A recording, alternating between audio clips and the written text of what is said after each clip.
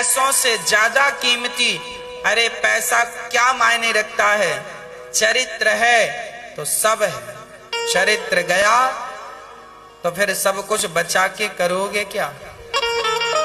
इसलिए हर बहन से, हर भाई से मेरी प्रार्थना है, अपना चरित्र बचाइएगा, अपना कैरेक्टर स्ट्रांग कीजिएगा। आपका कैरेक्टर, आपका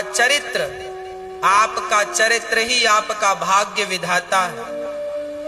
एक बार चरित्र में दाग लगा तो बुढ़ापे तक लोग कहेंगे, लो फलाने का चरित्र ऐसा है।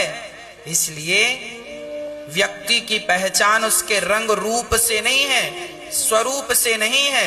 अरे आदमी तो गोरा काला सब चलता है, काला व्यक्ति भी नाम शोहरत कमा लेता है। रूप रंग बहुत महत्व नहीं रखता, व्यक्ति का अपना चरित्र महत्व रखता।